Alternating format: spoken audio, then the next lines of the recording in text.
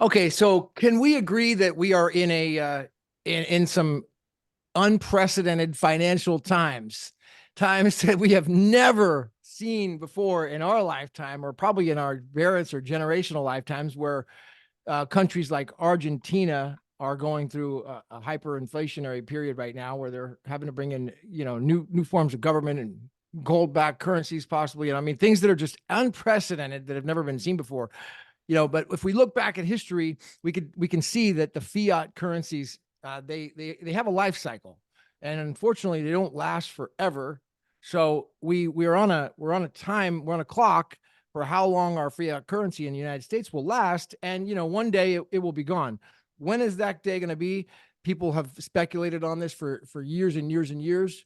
But if we can agree that we are in some unprecedented financial times, then wouldn't it make sense to explore other ways so that we can have sovereign ways to transact, where we're not dependent on PayPal, we're not dependent on Stripe, we're not dependent on going to the bank and a middleman to host all our transactions. And also, let me give you an example. I had gone to I have a person that I wanted to get paid in what's called USDT, which is a form of United States dollar, but it's on the Ethereum platform. It's called ERC20.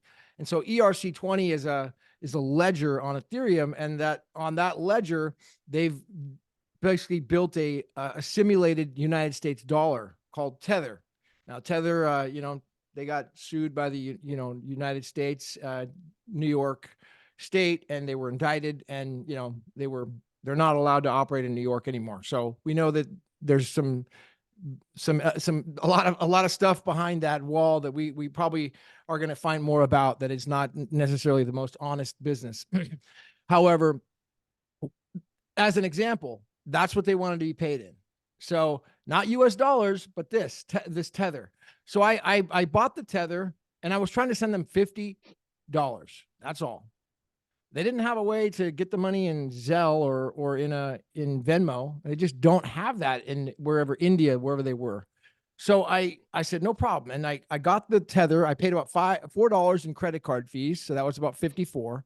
And then to send the Tether, it was $8.20 in gas fees. So that left me with a 16%, not including the credit card fees, markup just to send $50 to them. Okay. And I'm thinking, man, why in the heck does anybody even use this stuff? I mean, what is the point? Okay, I appreciate the benefit of being able to do that, but somebody's just, it seems like a broken system. And to give you kind of a background on this whole thing, it is a broken system, because when the guy who started Ethereum, he came and he first looked at Bitcoin, and he believed that Bitcoin was broken. And and at that time, by the way, it was broken, because it was clearly it had been hijacked and attacked from powers that be that didn't want its original protocol to get out there. Now, the original protocol, what it would able to do in the white paper, would be able to send transactions in a distributed consensus fashion, to where I could send a transaction to Thomas or to Sabrina or to Robert, and I wouldn't have to go and send it to Thomas first so he could be the middle person. It would go directly to Thomas. However, it would be in a distributed way, where it could be validated as an honest transaction through a specific process called proof of work. Okay. And that proof of work allowed the process allowed them to check and make sure that money wasn't being double spent. So I could be, okay, in a matter of a split in an instant, the miners could validate that the transaction had not already been spent. And then it would be then sent over to the end party, over to Sabrina here, without any interruption, for what would be called a Satoshi or two.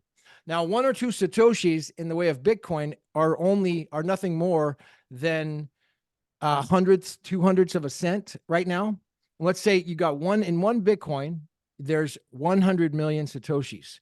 And so the miners in this case are taking a few Satoshis in order to do the transaction. That's how the miners are paid on that, in the way of transaction fees. And then they're also paid in what's called the block rewards by mining the chain.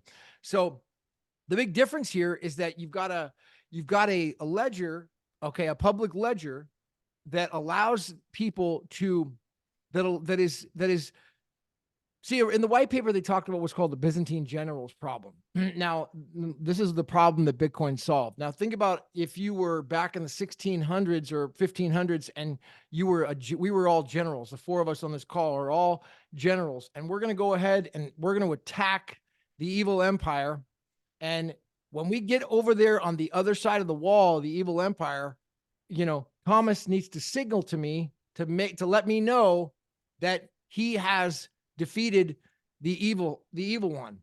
And he's going to signal to me a certain way so that I know that he hasn't been captured and trapped and I'm not being tricked. He could have a gun to his head and they're saying, now signal to Gavin right now and say that you're over here and everything's safe and that you won. I say, oh, that's a fake signal. Oh, shoot. I go in there and then I get slaughtered. No, I needed to have a way to where he signaled to me and I would know for certain that it was an honest signal. How could that be done? By proof of work. So the Byzantine generals problem would ultimately let Thomas goes in there and he would have to actually sacrifice his own men. He'd sacrifice, I say, 100 men building a wall of corpses high enough up so I can say, wow, he's sacrificed his own men. Clearly, he's put in the work and the energy behind this to show to me that this is an honest transaction. He's not just a rich guy that puts in a bunch of money and because he's so rich, then he can signal to me. No, he's actually spent the work. He's done the work and put forward the energy, and that energy consumption costs him money, costs him time, costs him valuable resources to signal to me. So that's the whole concept behind proof of work, that creates an honest transaction between the miners. See, the miners are validating it and they're having to do the work by spending the money on the energy and electricity and the resources on these, what's called Antminer rigs to then mine the blocks. And these blocks, will then give them a reward in Bitcoin and also a transaction fee. Now, kind of just to take it back to the beginning here, before Vitalik, which was the founder of Ethereum, he came across this entire network. At that time, it had already been under attack around 2014. And they'd been infighting because the original founder, Satoshi Nakamoto, the creator of it, when he launched the system, he actually gave what's called notice and opportunity. It's a legal term. And basically, in order for it to not become a security, there's a specific test it had to meet under the old Howey test under the SEC laws, which basically says that the network would have had to have been started by anybody. It could have been started by anybody. It wasn't just one guy or one company starting the network. So what he did was he wrote the white paper. He gave the instructions for how to start the network. He gave 90 days for the entire and sent it to all these cryptographer mailing lists, which were qualified individuals who had the mindset and the knowledge and experience to start the blockchain. No one did. Then in January of 2009, he launched the network, the Bitcoin blockchain, and began mining the first block. And so because of that, it's not a security. It never can be, because the very first block, called a Genesis block, it can't be moved. It's the entire foundation for the whole system. Okay, the entire digital currency, what they call cryptocurrency today, which is nothing more than a scam. I'll say it so people don't get confused. This is not cryptocurrency. Cryptocurrency is a scam. Okay, you're involved in a scam. And I'll be straight. Elon Musk. These people who are pumping what's called BTC, they've been tricked and bamboozled, because the marketing on the other side is so good and so strong right now and so aggressive. It has been for years, where it's pushing this false narrative about how Bitcoin is nothing more than a store of value. Nothing in its instructions ever said that it was a store of value. Bitcoin is supposed to be used for microtransactions, pennies, less than a penny, on the internet, peer-to-peer, without anyone in between. And then there's the entire data side. You got bit and coin. So coin is the microtransaction side, and then bit is the data side, which is becoming the future of everything on the internet. So that being said, around 2017, they actually got into a war between the parties, and something else was created called Bitcoin Cash. Roger Ver was really the, Roger Ver and then another team, the Satoshi team, worked together to basically start that network. They got into a dispute because the Bitcoin Cash team wanted to change the protocol again. See, there was an 8-page document that set out the protocol in the beginning. And this is part of making it not a security. It has to be, the rules can't change. In order for it to have global adoption, the rules have to be set in stone. If we make something and then tomorrow the miners want to change it and the programmers want to go a different direction tomorrow and the next day, well, then nobody can adopt it because we don't know what rules are going to be tomorrow. They're going to change tomorrow again, and maybe tomorrow they're not going to be legal anymore. They're going to be illegal, and it's going to go away. So that's what we've been dealing with. All these scams. Every blockchain is a scam. I mean, there's not one blockchain that is operating under the regulatory framework other than one. There's only one that's operating legally. When I say legally, there's this massive patent fortress behind the entire network that's been started. See, what happened was when the network got attacked and Satoshi left the project, he didn't just leave the project. See, he's also a lawyer. He's trained in a doctorate in law. He's got 27 master's degrees. He's got doctors in science. He's the doctor of theology. He's a pastor. I mean, he's the most educated man of all time ever in the history of the world. I don't think there's, and I would challenge anyone to ever find a person more educated who has more degrees. And so what he did was he decided that he was going to build, think of the Rain Man. I mean, that's basically the guy. This Satoshi guy. Okay. That's him. And, I met him twice personally. I met him more than twice, but, when he started, when the network got attacked, he put it over to Gavin Andreessen, and then so he decided to go ahead and build this other way to protect the network. And the other way was through the patents. So he started writing these patents. Today, they're up to over 5,000 patents. And I believe close to 1,000 have been issued, including the ERC20 smart contract patent, which was issued in 2021. That means that all the Ethereum smart contracts, the contract that I wrote in Tether yesterday to send $50, and the Ethereum got $8 in gas fees on 16%. That is an illegal, that's a patent violation right there. Okay. That transaction operating, it's violating a patent that has already been issued under the United States. Okay.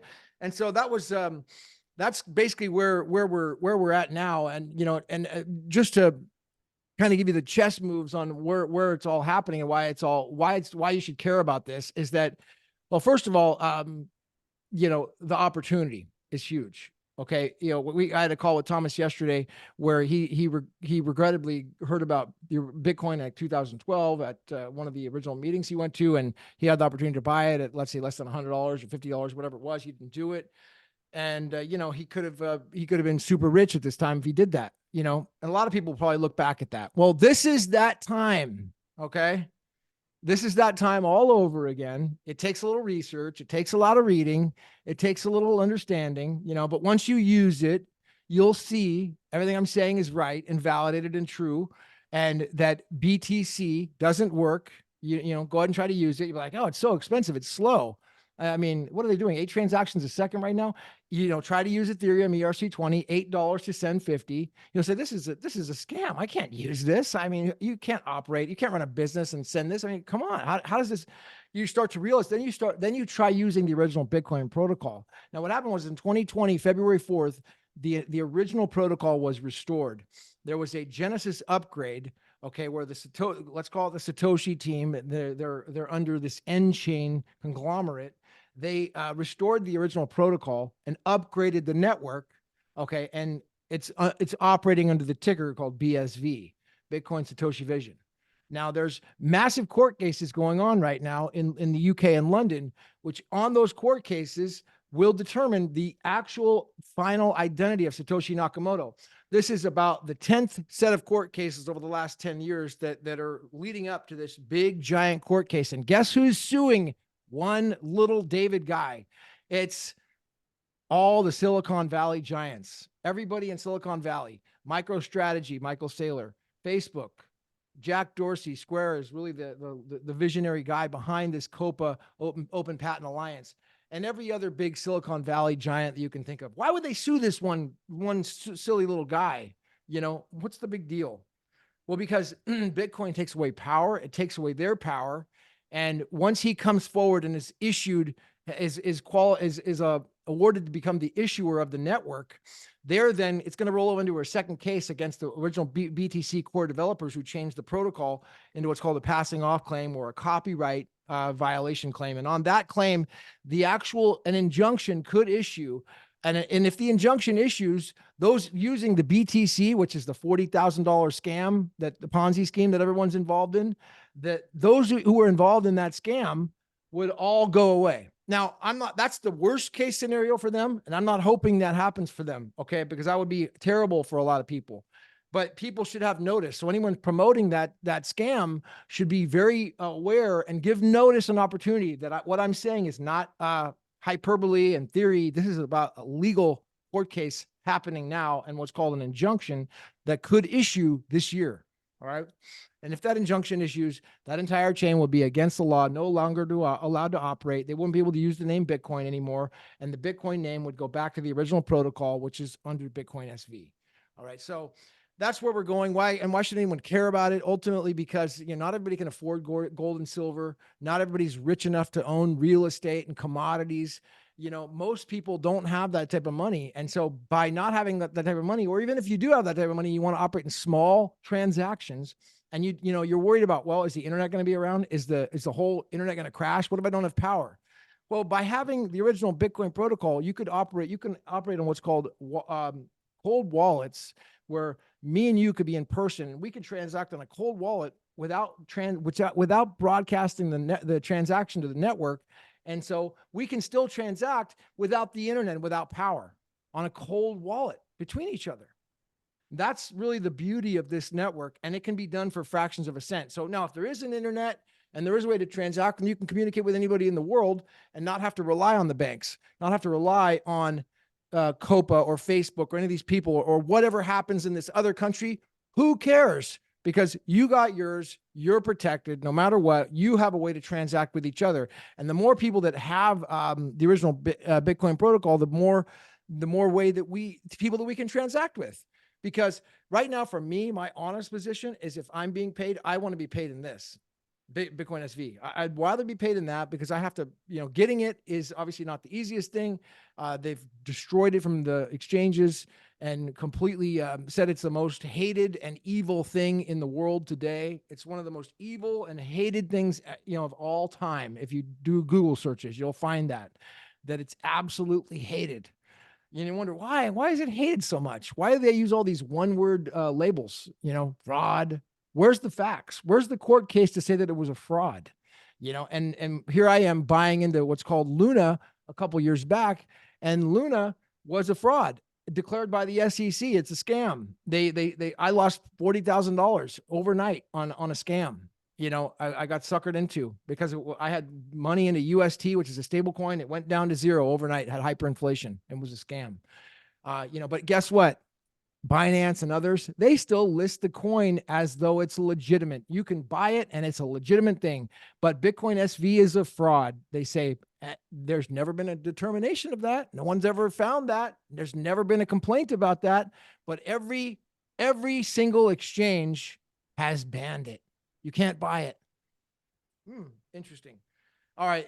That's my long and short in the closing. The idea is that we can now transact in microtransactions without having to pay those gas fees, operate in a fraction of a cent, and operate in what's called Satoshis. Satoshis are just 100 million Satoshis and one Bitcoin SV. And so right now it's less than $100 to buy Bitcoin. And so in the future, it'll be, when hyperbitcoinization happens, as written about by Daniel Krawitz, when hyperbitcoinization actually happens, the entire global economy, including the derivatives market, will eventually be on chain. Right now, the derivatives market is being designed on Bitcoin right now. And there's a big Fortune 100 company CEO right now who's behind it. It's not just some scam. This is a big Fortune 100 CEO company who's building the entire derivatives market on Bitcoin right now. You can look up the company. I mean, it's a real thing. And so once that all comes into place, year, 6 months, a month, 10 years, I don't know, then the entire world economy will eventually come on chain and will absorb everything. you know, and that's what hyperbitcoinization is. So, you know, when you get $100, $80, whatever, we're talking about what is the entire global economy? I don't know, 30 million per Bitcoin. I don't know, but it's infinite. Okay. So I always tell people to get one, because by having one, you get 100 million Satoshis. Then you can operate in small transactions, you know. So we'll have to talk about more about how to do it later, but it's 9:07. I went long. So let me stop my recording.